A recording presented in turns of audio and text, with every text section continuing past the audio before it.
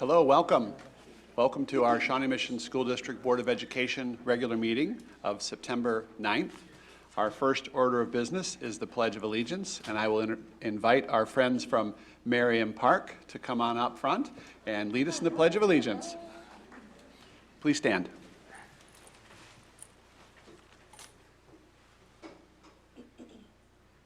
You can go closer. Go closer. Go closer.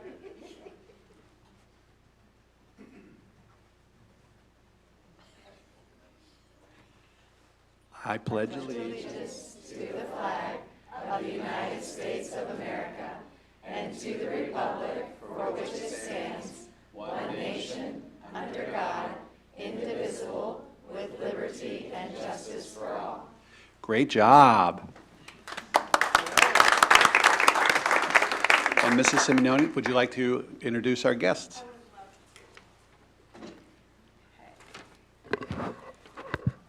Hello, everyone.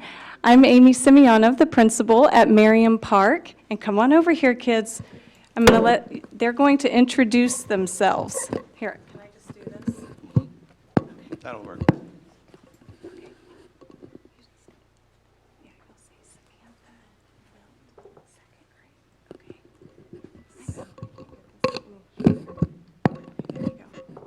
Hello, I am Samantha Wilt from 2nd grade. Hello, I am Maddie from kindergarten. Hello, I am Andrew from 2nd grade. Good job. Hello, I'm Jane Chanel from 1st grade. Good job. Hello, I am Caleb Chenault from 3rd grade. Good job. The taller ones have an advantage. Hello, my name is Hannah Chenault from 5th grade. Hello, my name is Joshua Anthony Hernandez from 4th grade.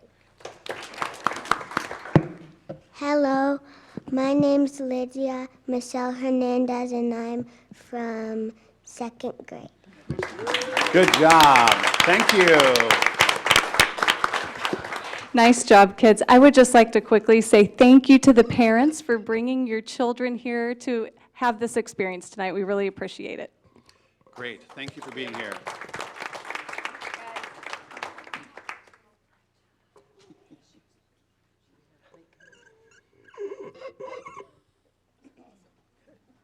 Thanks.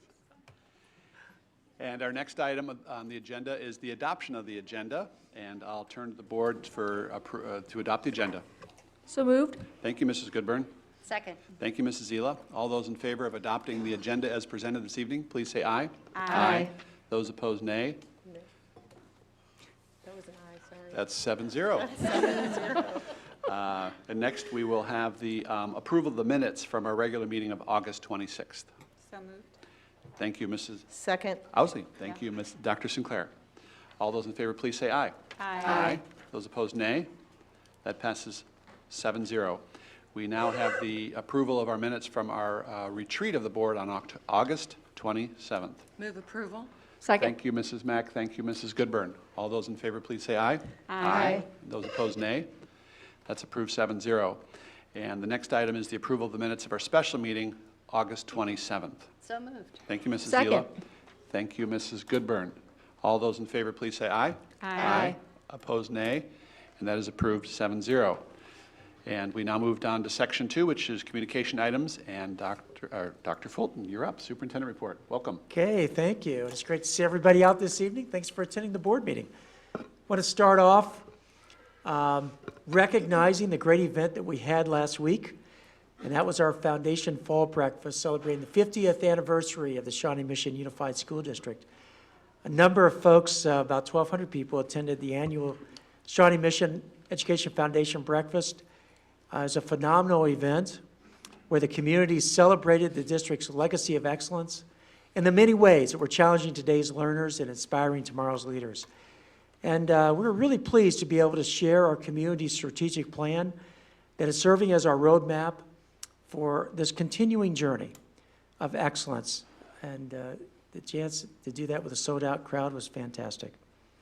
At the Foundation Breakfast, we had an opportunity to introduce a new initiative, Scholarship Shawnee Mission, Kim Hinkle will be coming in just a second to speak about that. But before she does, just want to send our note of appreciation to all who made this event possible and thank the Shawnee Mission Education Foundation for the many ways it promotes innovative and challenging teaching and learning across the district. And with that, Kim, I'd like to invite you to come forward and share a little bit more information about that scholarship. Sure. Thank you so much, Dr. Fulton, Mr. Stratton, and members of the board. I appreciate you inviting me here tonight to talk about Scholarship Shawnee Mission, which is the Foundation's newest program, and we are so excited about it. We had our big rollout on Thursday morning, and I want to thank all of you for being there in support of the breakfast and celebrating the 50th. And so Scholarship Shawnee Mission is really a program that seeks to identify college and university partners who are interested in offering scholarship opportunities to Shawnee Mission students. And we based it on kind of the idea of how student athletes might be recruited. And so if you're a star basketball player, you are going to go out on the court and do your thing, and colleges are going to watch you and come to you and say, hey, this is a student that we want at our college. I'm not going to get too much into the basketball because then you'll realize I don't really know what I'm talking about with that, but this is a student that we want at our school. And we believe that regular, hardworking, smart Shawnee Mission students should be recruited in the same way. We know the admissions process to college can sometimes be intimidating for any student, especially those who may be first generation. And so this is a way to really bring those opportunities to students before they've even applied to college. And so we have really kind of kicked off the program with the hiring of our new program officer, Ed Marquez, and that was on July 1st. So far, we have 27 college and university partners. They range 2-year, 4-year, private, public, in Kansas, Missouri, Iowa, Nebraska, Oklahoma, Arkansas.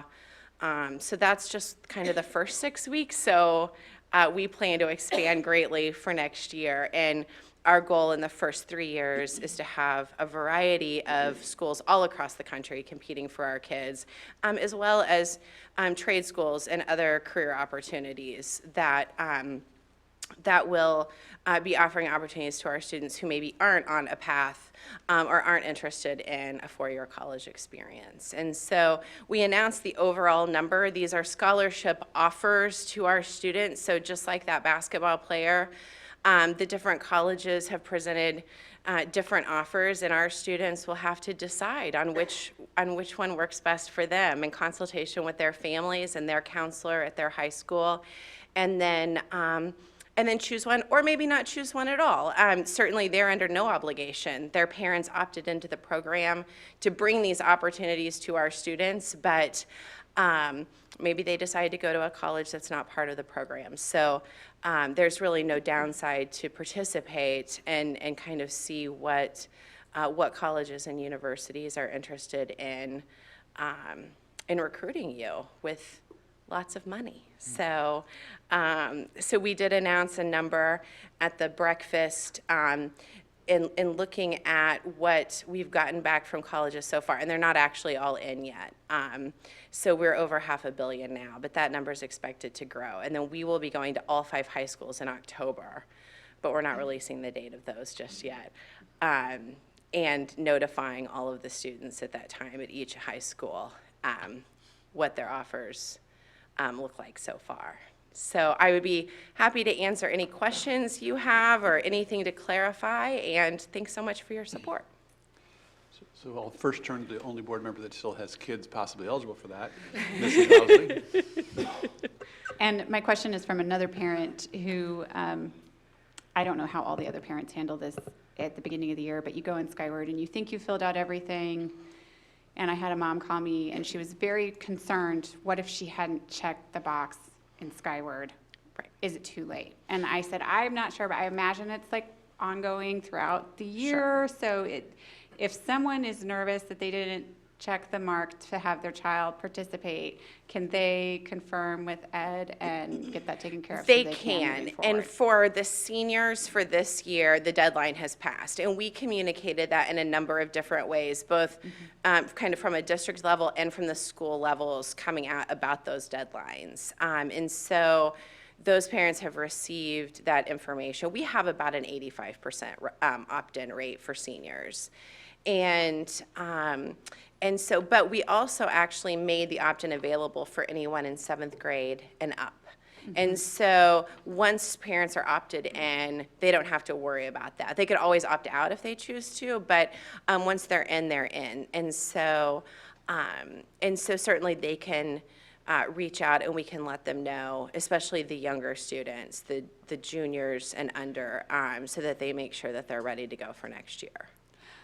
But it was just, I checked and I looked, and it's just checking a box in Skyward was all that had to happen, and then everything else was taken care of. So if you were in Skyward and you completed the paperwork, you saw it pop up on your screen. It was, yes, it was, and it's in the list of a number of things that kind of that first of school online verification housekeeping that happens when you say that you will allow the photograph release for your children, and there's a number of kind of things that you check off, and they're all there together. Thank you. You're welcome. Mrs. Mack. Thank you. This is incredible, and dreams I know will come true from this. Can you maybe explain a little bit more? Do the colleges give you the criteria for the students that they're looking for, or is it vice versa? It's vice versa. We send every student who's opted into the colleges, and then they identify those students based on their data that I'm sorry, go ahead. That they are interested in offering the scholarships to. And I'll point out too that this is all merit-based scholarships. So this is before financial aid. This is before a FAFSA. This is even before some students may click up a couple points on their ACT, or when they apply, the college may realize, wow, we offered this much to this student, but we didn't realize they were also a talented tuba player. We really are needing more tuba players. And so this is really the baseline for what they're offered, but we anticipate a lot of our students will be offered more when they actually narrow down the choices and choose to apply. Well, and you actually just called to question my next question, which is, so I know when my kids were in high school, they had to build a resume of the extracurriculars, et cetera, that they do. How does that go into the system? And also, what about if they do things in their community or their church? How is that put into the system? So it's not at this time. This is really based on academic merit based scholarships. So there's always room for more. And that's what I think we will encourage our students when they look at what they've been offered and are kind of weighing their the different options and opportunities, is the fact that adding more of that could also garner additional funds as well as financial aid, on the need-based side as they're going through the application process. Well done. Thank you for doing this. Thanks. Mrs. Zelo.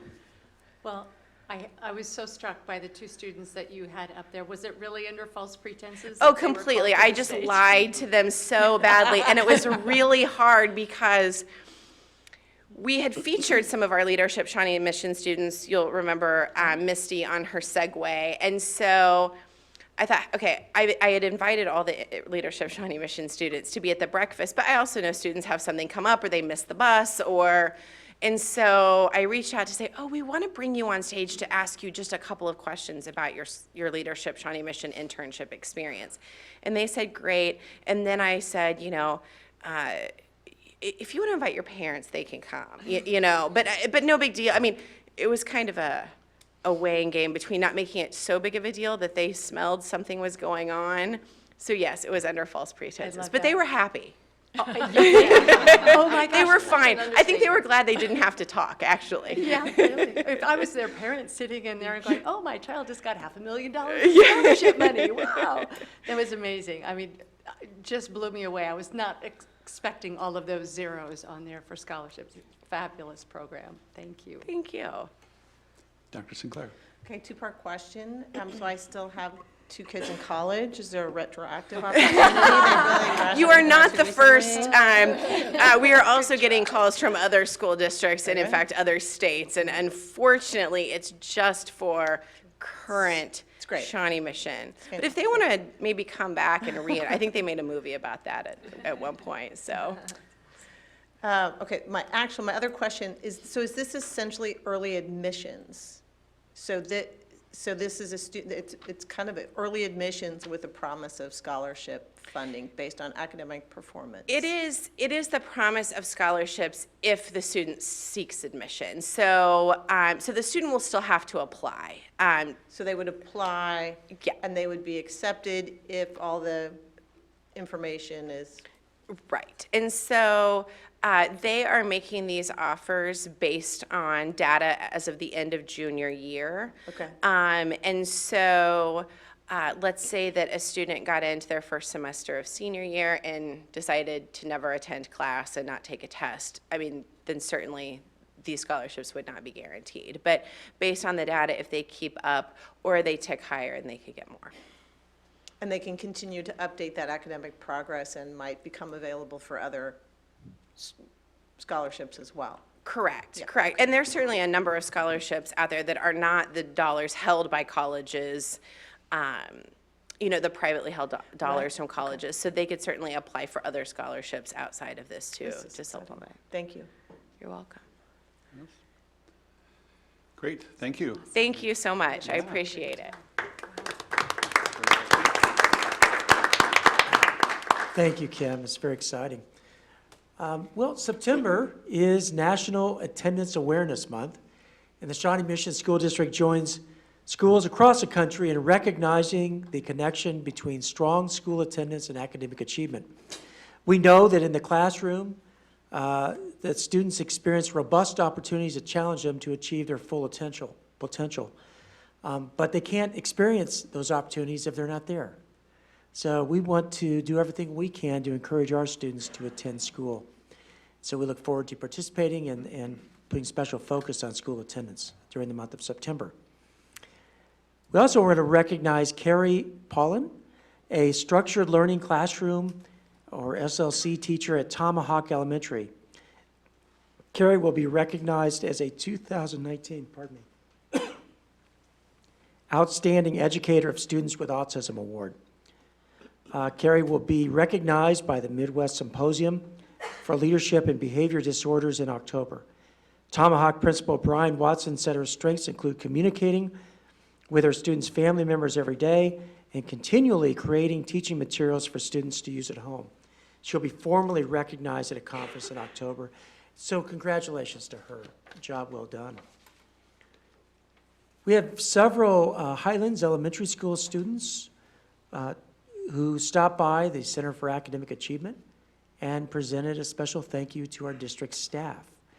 They presented a plaque saying that the school community thanks the district for its security, diligence, and dedication in responding to the school's needs. We appreciate this gesture of gratitude and continue our commitment to providing support to Highlands and indeed every school in our district to make sure that they have a safe learning environment. So many thanks to the students from Highlands Elementary. Recently, principals and community volunteers gathered at Shawnee Mission West High School to discuss how to best support Shawnee Mission school communities throughout the year.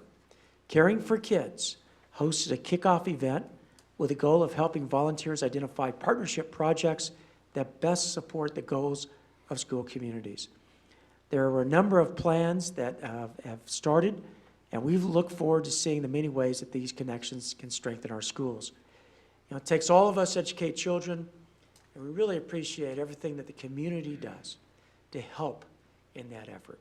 So congratulations to all of these recognized folks and everyone else who comes to works hard every day to do their personal best, to help all of our students learn. That concludes my report. Great, thank you. Any questions about the report? Then I'm going to draw out for just a second while we introduce Dr. Fulton on his next presentation, which is an update on the strategic plan.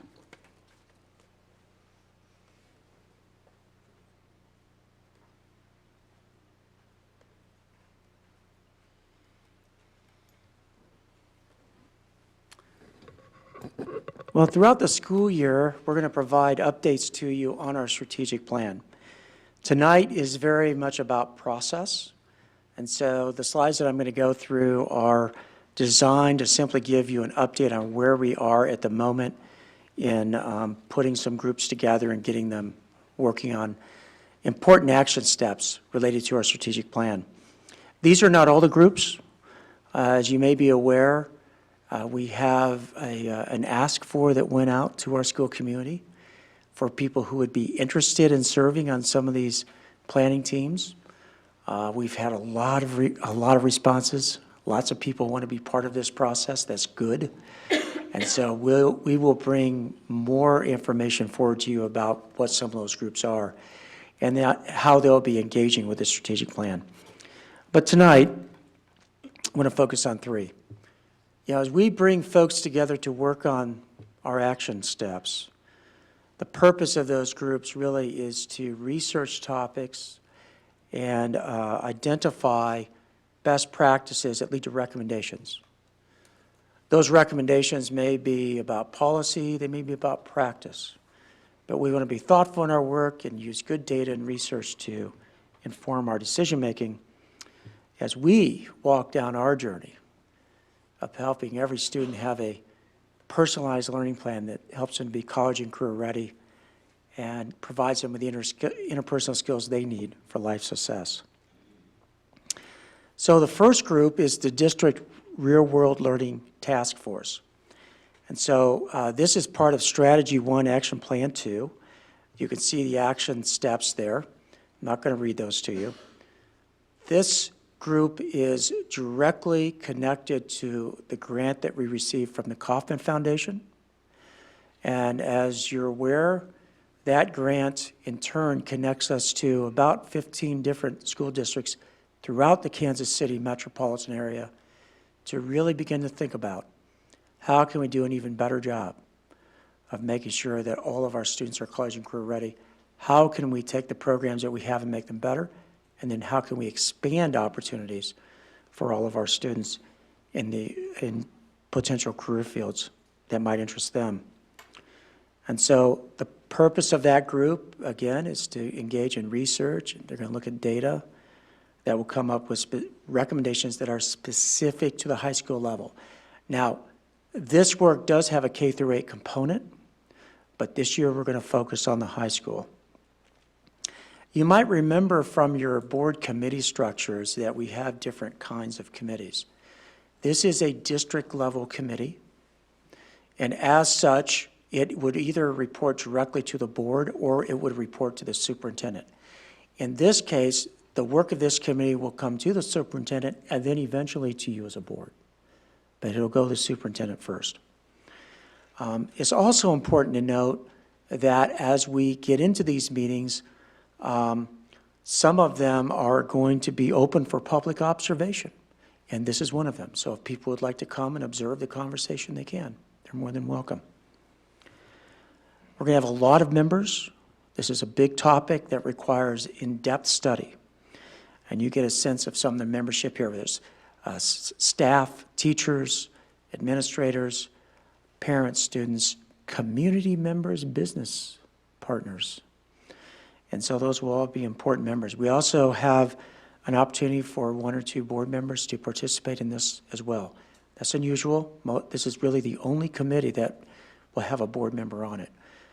One of the reasons for that is that the way that the Kauffman Foundation grant is designed, they really want and expect strong board support should we submit a proposal for a more, shall we say, robust grant opportunity from the Kauffman Foundation. So that's that group. We also are going to have a district facilities task force. Now they're going to work on Strategy 5, Action Plan 1, looking at that strategic potential bond issue, and they're going to be dealing with those 2 action steps that you see. They are going to really focus on having an initial meeting with the group that met last year to focus on facilities as part of the strategic planning process. So we're going to bring back that same group, a group that's representative of the district. They're going to meet tomorrow night. That's their first meeting here at the CAA from 5 to 6:30. And then they are going to have a series of meetings at each of the high schools. Those meetings are designed to give information about potential bond issue projects that impact the entire district, but also they would look specifically at projects that would be going on in those attendance areas. And so you can see the dates and times for those meetings. The actual location in the high school is yet to be determined. They will take all of that information from those meetings, because those meetings are interactive. Anybody can come. There's not a presentation. You can kind of go around the stations, ask questions, get information. We'll work on providing some kind of a feedback mechanism for attendees. And then we'll take all that information, and that committee will come back together on November 12th, and then they'll look at the data and decide whether they're at a point where they can make some recommendations about a potential future bond issue. And then finally, the district site council, that is a state requirement, as you well know. The district site councils are composed of parents, community, business leaders, and so on, and they serve in an advisory function to the district. Their report actually goes to the superintendent. This information doesn't come to the board, but because of the nature of this group, that too is something that would be open to the public to observe. Now, their next meeting is Wednesday, September 18th at 6 p.m. At Shawnee Mission West. That is the same night and the same place where we will be bringing together all of the building site councils to get a district overview of the strategic plan, along with things that would be more specific to the site councils, including an overview of district data, whether that's achievement, discipline, or so on. And so, again, the public is invited to go to that portion of it that involves the district site council and the overview of the district data. So with that, be happy to answer any questions. Board members with questions? A lot of new information there. Yes, Dr. Sinclair. Thank you for this. I have two kind of process questions. One, where are we at in the process of accepting people who want to serve on committees? Is that closed for these three groups, or is that still open? Are you still looking for folks? I believe these three groups are identified, but the other groups still we have people that have submitted names. So I'm going to have Dr. Hubbard speak to that a little bit more directly. So the Kaufman group is established because Kaufman specifically gave us parameters. And I mean, obviously CTE teachers have to be on those committees. So Kaufman is established. That's the first one, the district The real world. Yes. Okay. Some of the other committees will have volunteers. So we opened up the Google form last Wednesday, and we plan to keep it open through this Wednesday. We're already, when I looked Friday before I left, we were already over 200 people, so we have lots of volunteers already. Okay. The Spanish version of that went out as well, so Good. we're waiting. We're going to close that on Wednesday, and then from there, we'll be doing a lottery process. I mean, if you said strategy 1, you're going to be in a lottery of names, and we're going to say, we need an East parent. We're going to draw. We'll fill. If we get a second East parent, they will go back in the pot, because we're going to pull based on feeder pattern, based on parents, based on teachers, based on whatever membership we need for those particular committees. Great, thank you. That's very helpful. So open till Wednesday, lottery selection process within those kind of representative categories you're looking for. Correct. Fantastic. And I'll come back at the next board meeting with a list of those groups that we'll be forming. Okay, and if I wanted to go find that, I would go to the website and I would find a link. I'm making get up again. That's okay. It's on the website, David? Where would I find the link? We will link it on the website. It was pushed. Pushed out. We'll Here, go ahead and come on up. Some of those committees will be volunteer and some will be appointed, because there will be people that we need to appoint for their expertise. Great. Just want to make sure. Okay, thank you. I might add too, there will be some groups that will be staff only because they're doing a deep dive into, say, curriculum issues. And so those are ones that really are going to involve staff working on. Okay. Go ahead. Okay, so the other piece is on the district facilities task force. Was there any conversation about making that a standing committee and versus a task force that would kind of look at also kind of capital outlay kinds of issues beyond the bond, or? Not at this point, because Okay. this group would have this very specific purpose of looking at what we might need to do should the board decide to go out for a bond issue at some point in the near future. And so their assignment's very task-specific. Okay, So, no, in short, no. That could be another it could group be later something on. to consider, you're not, yeah. It okay, could be so- something to consider for the future, absolutely, but not this specific group at this time. Okay, thank you. Other questions? All right, thank you for the update. Welcome. We'll move on to board report, section 2.03, and the first up is the Shawnee Mission Area Council PTA, Mrs. Mack. Thank you, Mr. Stratton. I attended the executive board meeting the other night, and there are some upcoming events, but they also said that there are volunteers needed at the clothing center, so you can contact SMAC if you would like to volunteer there. The upcoming events are September 16th, the elementary PTA presidents and the Superintendent Advisory Committee will meet in this room at 6:30 p.m. On September the 18th, the secondary PTA presidents will be meeting at 9 a.m. here at the center. And on October 1st, there is a candidate forum at Shawnee Mission West, which is being sponsored by Shawnee Mission Area Council PTA. All right, thank you for the update. And we just had the foundation report, so we're all set there? All set? Great. And Reverend Guy, update on KSB board? Mrs. Wintering passed out the sign-up sheets for the convention that will be held first weekend in December.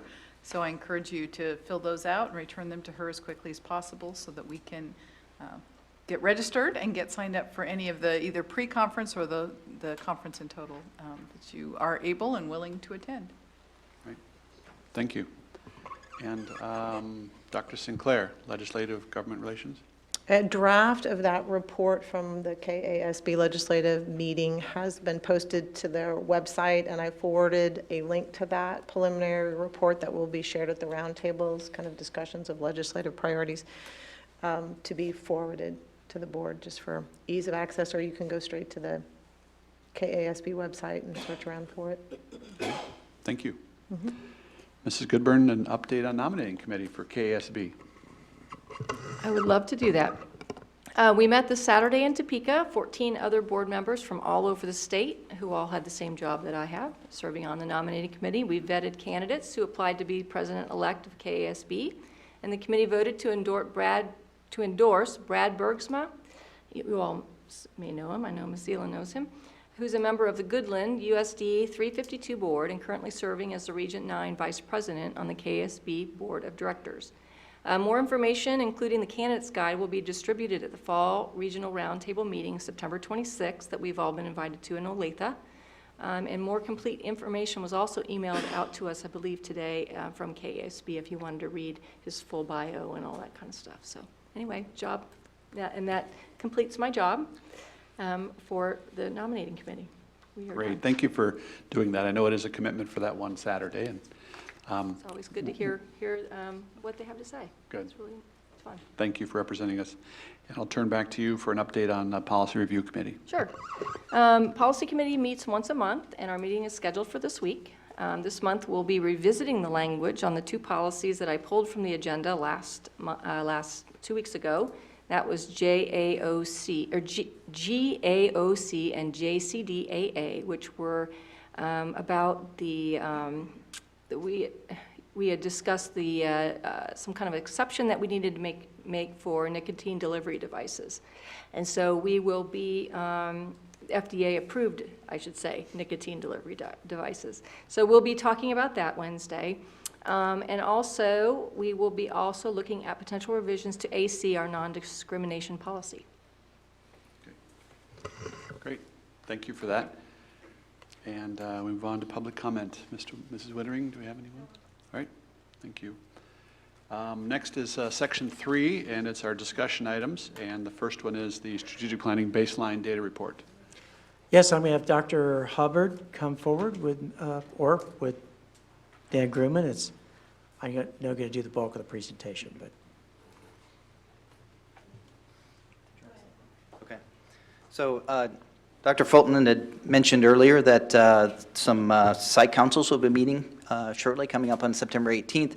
And so what I'm here to share with you is some additional details about what to expect in those in some of those meetings. And in particular, I want to make was asked to address 2 different topics. One was around data practices and how we want to make sure that we're protecting personally identifiable information.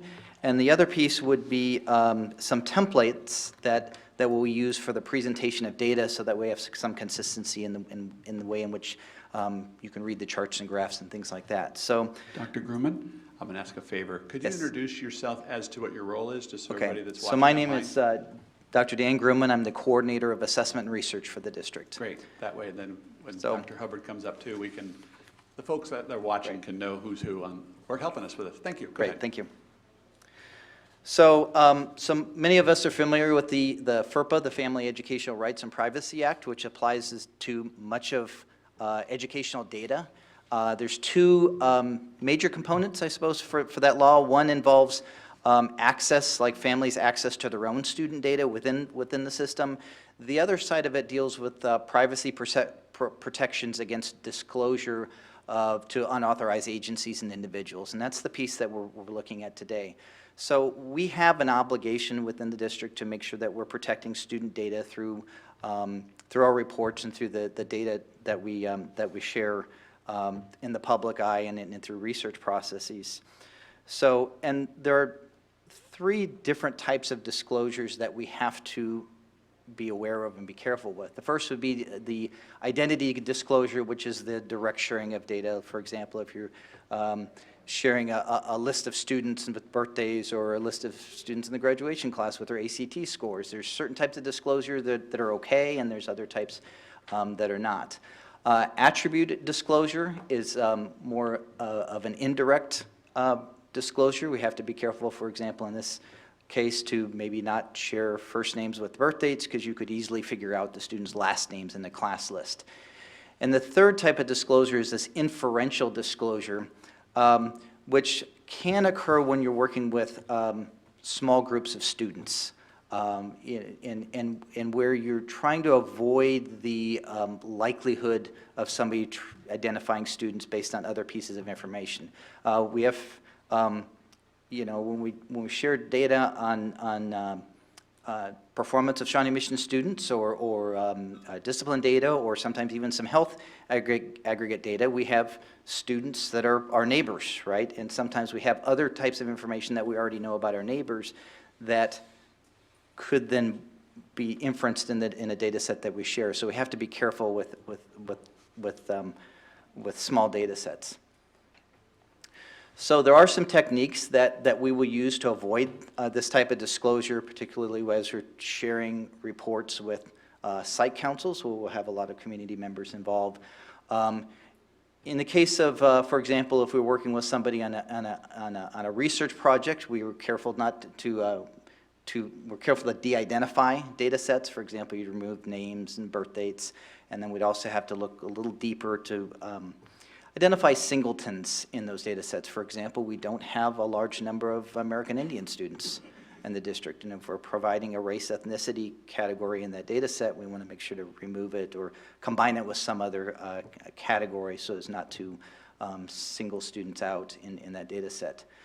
Another common method is to suppress data that have minimal group sizes, and these thresholds of 10 and 30 are commonly used, for example, by the Kansas State Department of Education and the U.S. Department of Education, especially that threshold of 10, where really if it's a group of 10 or smaller, they have to be somehow redacted or hidden, or blurring is another term too, where you might just highlight a range.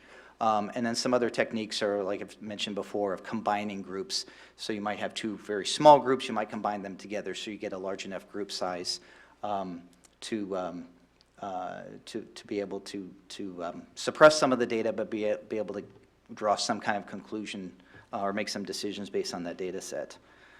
So just a quick example of that. This might be a table that we might be able to share with a building principal, for example. Let's say if this were a 5th grade class, they would be authorized to see the data that's within their own building, but we could not necessarily share this information with the site council because, for example, if you happen to know who the 4 students are in that level 1 category, you would also know that all 4 of those students were receiving free and reduced lunch support. So we would have to then do some things on this data set to avoid those kind of disclosures. It's a little bit of an art and a science sometimes. If we were to just wipe out the groups of 10 or smaller, you probably couldn't draw any conclusions from this data set, so there might be some other techniques that I'd have to apply to this type of table.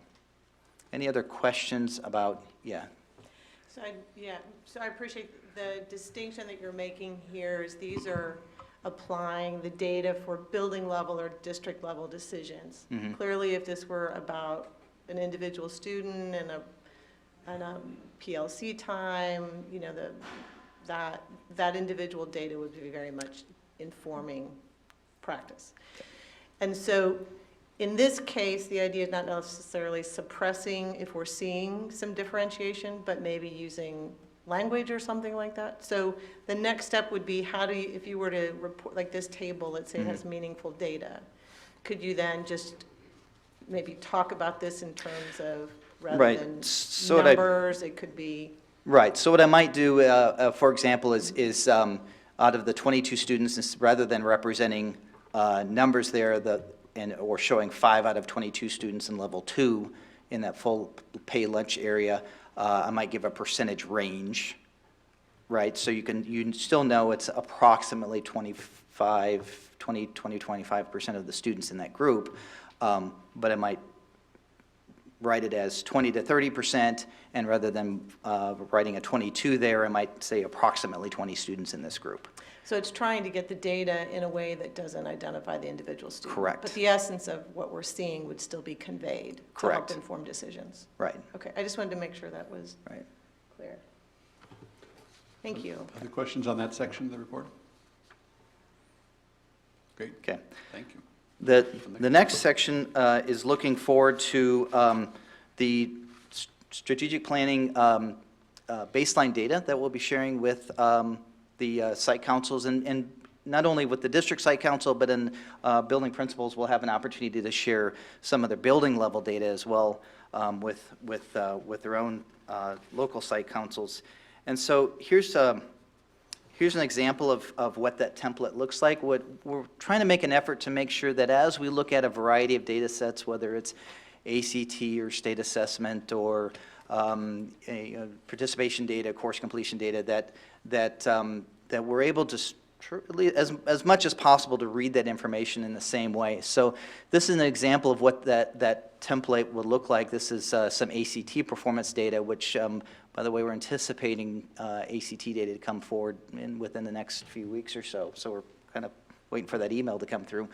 But you see on here, first of all, in the center, or at the top, we have a descriptive title that tells you, like in this case, it's graduating class cohorts. At the bottom, we would write in some observations so that as you're reading this data for the first time, you have an opportunity to figure out what it is that, when Dan Grumman created this graph, what is some way to read that information. On the right, some connections to the strategic plan, so you'll see the goals that graph is somewhat related to. And at the bottom would be additional notes that would be specific to where that data set comes from. And most importantly for me is, as you're moving forward over the course of the next 5 years, we want to make sure that we're looking at that data in a consistent manner. So whatever structure, whatever parameters we have in place for 2019, we're using those same parameters every year moving forward, so we have comparative numbers. Here's an example of what that would look like with Kansas State assessment data. So you have the 4 performance levels by subgroup. I have approximate group sizes going across the bottom, because those group sizes do vary a little bit from one year to the next, but you have an idea of how large those groups are, and some observations in those additional notes.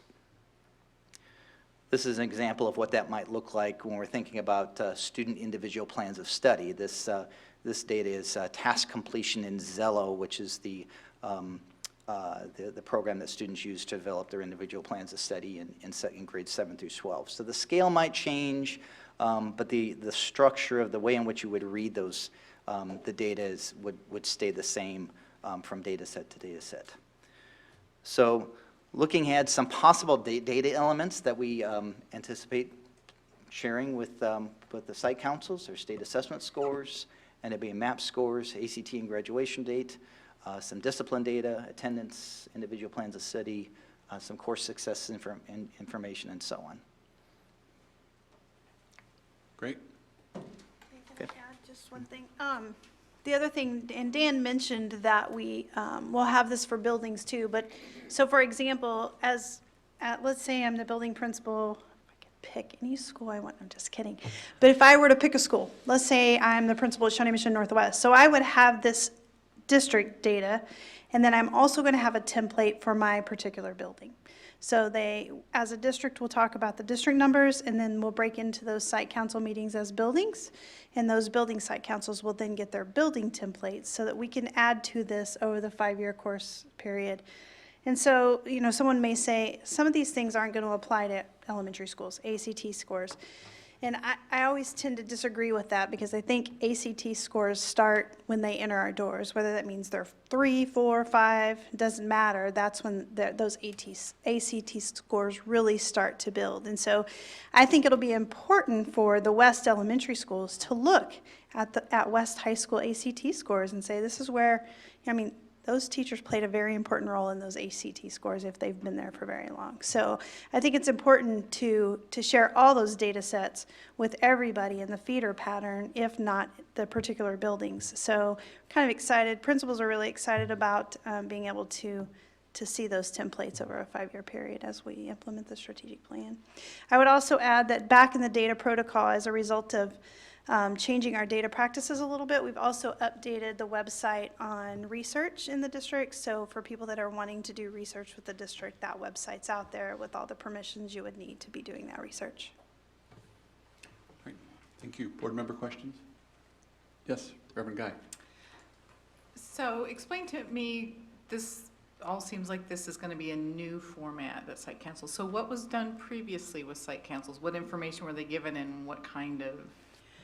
So there's some consistency over the last 2 years in regards to KISA primarily, the consistency around KISA, but also each building has a little bit of autonomy to share whatever they choose to with site councils. So some site councils have been extremely robust and very data rich, while others not so much. So we're gonna, those that are, you know, running the race, we're excited to help to keep supporting them, but those that need a little bit of help, we're gonna help them with the templates. And everybody will be using the templates though. Even if I've already been sharing with my site councils over the years, we're all going to move to the consistent templates so that everybody looks the same, and we all know, you know, if I'm moving from Pawnee to Westridge next year as a parent, I'm still going to see the same template all the way through. And will those templates be available to parents who aren't on the site council as well? Yeah, we're going to place them on the district ones. We're going to place on the strategic planning website, almost like a live scorecard. We'll update them throughout the year. Obviously, things like ACT and state assessments will only update annually, but their map will update as we have that information, and we'll be encouraging buildings to do the same thing. Okay, thank you. Any other questions? Yes, Dr. Sinclair. Thank you. The data, the possible data elements, is that a conversation that's still in progress? And this was more about the format, correct? Okay. Right. And that Okay. will Some of that work will be done by the groups that we're forming.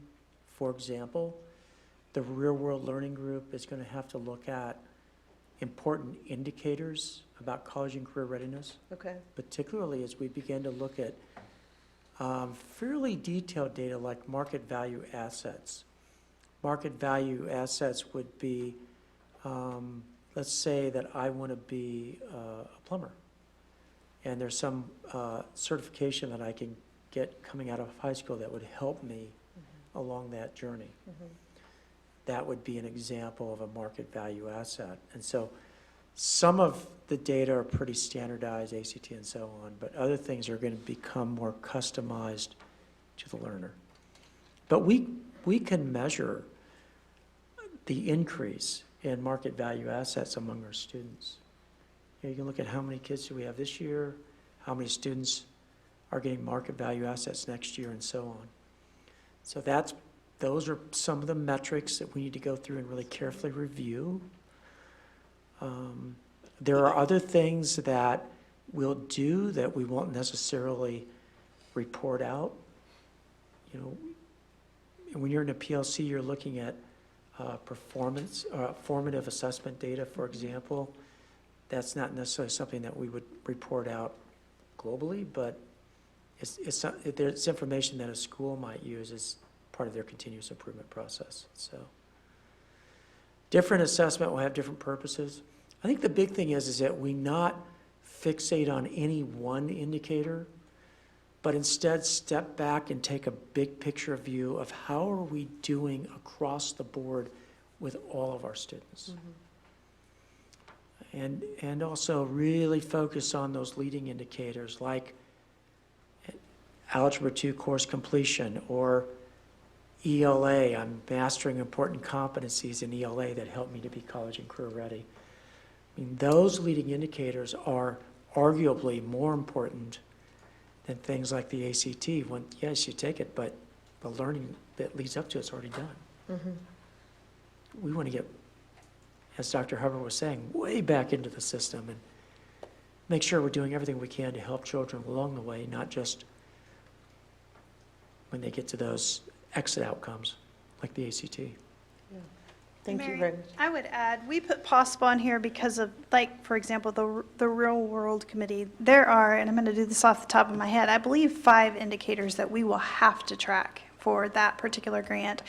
One of them being the number of college credits that kids graduate with. So we're getting ready to really start looking at that baseline right now, and we will have to track that through the grant. So there are some indicators in the grant that will be a given. And then this student and community perception survey, so that's one of the action steps in the strategic planning. We don't necessarily know what that looks like yet, so it's possible because I think it's coming, but we don't know what that looks like yet. So we won't have a baseline for that. Thank you. I have one question, and maybe I missed it. So the rollout next week, is that the 18th of all the districts? Like, It is. Okay. It is. yeah. Is that what we're going to be presenting here, is what you just showed us, that the criteria, the template, or is there going to be data, baseline data provided also? Yeah. We'll have the data, Okay. Right. both district and we're hopeful building as well. Yeah. And Okay. there is this, we expect feedback from those groups also. So there may be a sense of, you know, I might create a graph that looks very confusing, Okay. you know, to the group. And so there might be some, going back to the drawing board, or the group might say, you know, have you looked at the data from some other perspective? And there might be some other modification that happens in that group as well. Right. So. Thank you. Mrs. Housley? Is the September 18th meeting, is that just for the site council folks, or is anyone in that community, like if you're just a parent and you want to know what is in what your building's numbers are, can you come to that So the meeting? meeting itself is for the site councils, but it is an open meeting if they wanted to be an observer. Okay, thanks. And just district data at that point. Okay, thank you. Anyone else? Great. Thank you for your work on this. Appreciate it. Anything else on that item, Dr. Fulton? No? Okay. Thank you. All right, move on to consent. Section 4, I'll turn to board members. Does anyone have any items on the consent agenda they would like to be removed for individual consideration? Seeing none? Go I ahead. move approval of the consent agenda. Thank you, Mrs. Zelo. Second. Thank you, Mrs. Goodburn. All those in favor of approving the items on the consent agenda, please say aye. Aye. And those opposed, nay. That's approved 7-0. Move on to the action items, and our first action item is 5.01, and this is the approval of the naming of our new aquatic facility. Dr. Fulton. Well, it's very exciting. We have a new facility that's going to open in the very near future, and it needs a name. So I'm recommending to the board tonight that we name the facility the Shawnee Mission School District Aquatic Center. Very descriptive. I'd move approval. Second. Thank you. Thank you, Mrs. Mack. Thank you, Mrs. Zila. It's been moved and seconded to approve the name of the building as the Shawnee Mission School District Aquatic Center. I will turn to any board members for any questions or discussion on the motion. Of course. Dr. Sinclair, you bet. No, go ahead. So I did hear from a couple of folks who were kind of pushing forward on the acronym and what it might be called. And there was just a suggestion that if it gets abbreviated, it's helpful to know what district this aquatic center is in. So the Shawnee Mission Aquatic Center, or SMAC, was one of the suggestions. There was also recognition that we have a SMAC PTA, but that perhaps there's room for both of these acronyms to coexist, perhaps. But so I thought I would just share that because, you know, it's helpful to know what district we're going to when we're using our acronym. So I just thought I'd put that out there. Nomenclature certainly develops over time, doesn't it? It will be called by some acronym, and we're going to find out soon what that will be. Yeah, sure. We did want to make certain that people fully understood that this is the Shawnee Mission School District's facility. So that's why we put that in the name. Yes, other questions? Mrs. Just a Zila? comment, actually. I think since we have called it the Aquatic Center since we broke ground, or since before we broke ground when we did the last bond issue, I like very much that continuity lives on here. If we call it the District Aquatic Center, the DAC, or whatever, that so be it. But I love having the school district in there as well, because Shawnee Mission post offices are everywhere, but this is the school district's property. So anyway, that's my 2 cents. We saw it this afternoon, and it's coming along so beautifully, and it's going to be an amazing place for our swimmers. Anyone else on the motion? All those in favor of the name as proposed, please say aye. Aye. Those opposed, nay. It passed 7-0. They can start printing out the names on the new signs. I'm excited. Next item we have is action item 5.02, and we have a proclamation for National Suicide Prevention Month. And Mrs. Mack, I'd like to see if you'd like to present and read it for us tonight. I would. Thank you, Mr. Stratton. I move for approval the following proclamation for National Suicide Prevention Month. Whereas September is Suicide Prevention Month across the United States and in Johnson County as well. This helps promote resources and awareness around the issues of suicide prevention. And whereas in the United States, one person dies by suicide every 11.9 minutes, with 44,193 deaths by suicide in our country during 2015, and suicide was the second leading cause of death for the 15 to 24-year-old age group in the state of Kansas.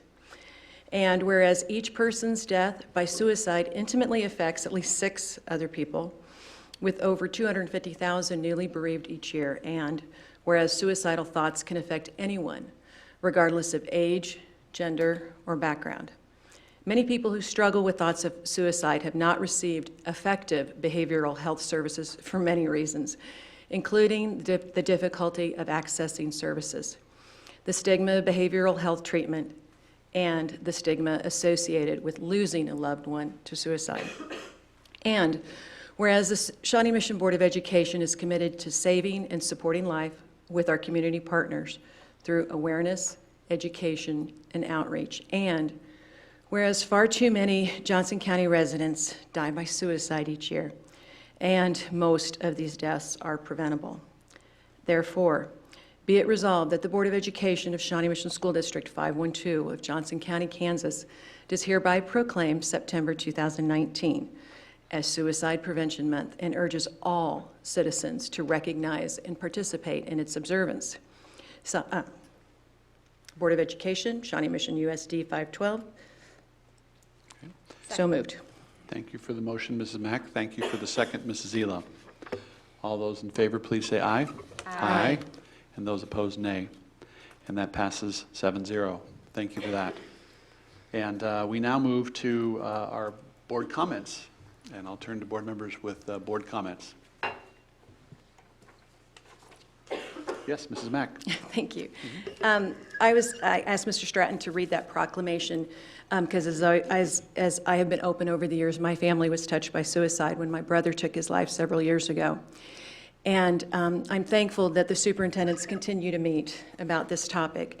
And I know that you have done that. So, and I was going to turn to Dr. Fulton and ask for an update or if one is going to be forthcoming. Yes, at the next board meeting, as part of my superintendent report, I'll provide an update on where we are with the Zero Reasons Why effort across the county.